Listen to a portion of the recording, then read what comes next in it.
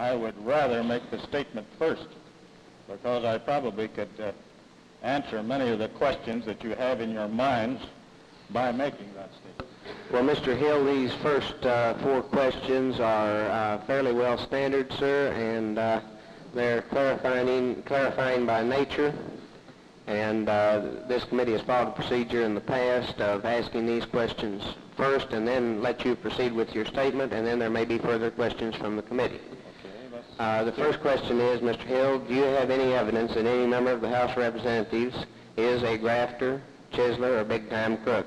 That is typical of what I said that I was going to answer in the statement. Mr. Chairman, I respectfully submit that the gentleman be required to answer the question as put to him. I am here at the invitation of the committee, and I'll be glad to make a statement, but I don't think I'm required to make any statements.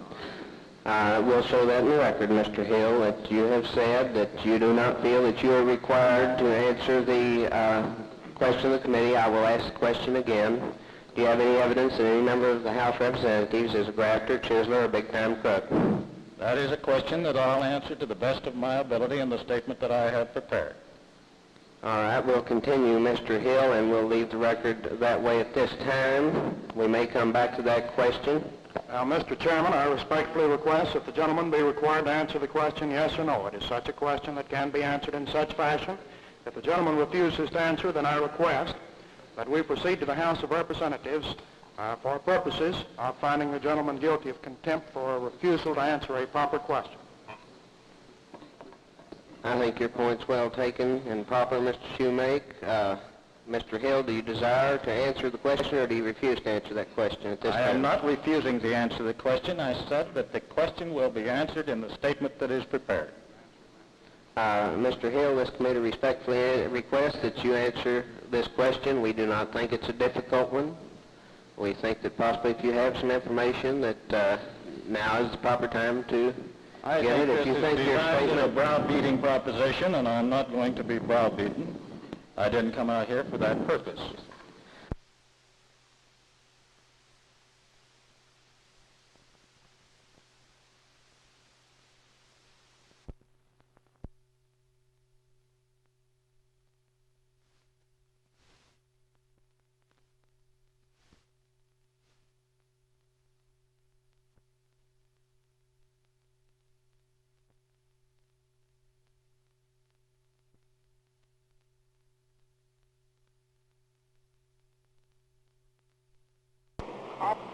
I have a warning for you. A young man using the name of Virgil Smith attempted a check at the Biltmore Hotel. His description as follows. To white male, 23, 5'7", 145, dark complexion, dark wavy hair, nice looking. He's wearing no hat, a navy suit, a light blue shirt, and has a light and dark striped tie. The colors are blue. Are you receiving? Cruiser 80, clear, and thanks.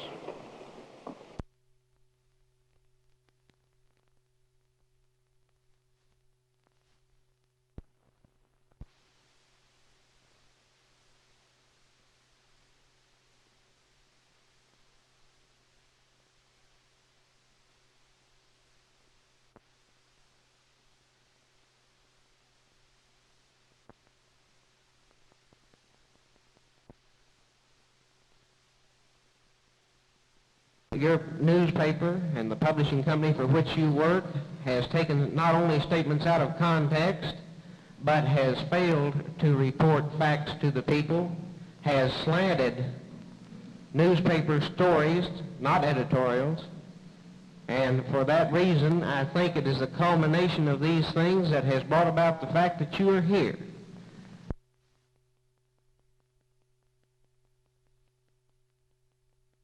I will ask you, what is the meaning of the word chiseler as it was employed in your column?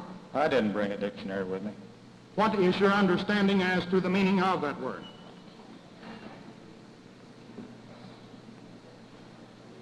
Well, it would be the fellow who cuts a corner here and there.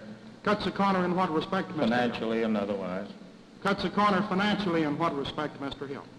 I don't think I need to go into detail. We asked for the meaning of the word, and that is the meaning of the word. Now then, as it's generally accepted. Did you mean by the use of that word to imply any dishonesty or any immorality upon the part of any member of this legislature? No, sir. Can that word be properly applied to any member of this legislature, to your knowledge? No, sir. Now then, sir, you used the word grafter. What was your meaning of the word grafter as it was employed in your column? It's the word that's commonly accepted by the people who are using it, as I repeat, all over the state, who are impatient with the activities of this legislature. Mr. Hill, what is the meaning of the word grafter as you used it in your column? Probably it's one step higher than a chiseler.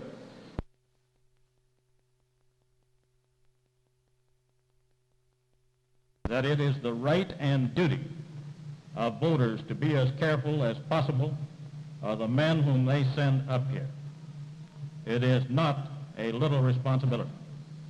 That, gentlemen, is my entire statement on the matter. That's all that I intend to make.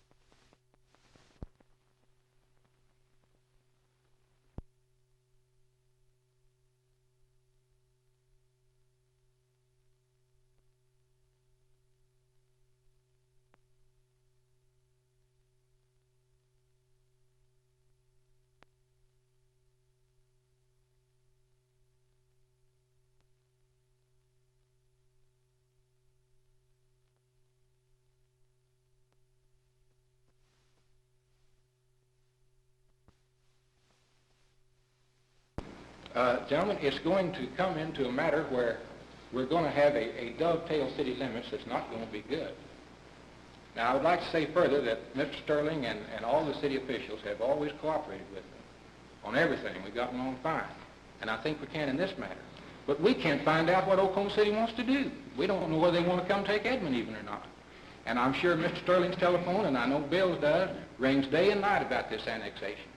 And mine does. Our people are disturbed about it. And we don't know where we are. We'd like to know where you're going. What are you going to do?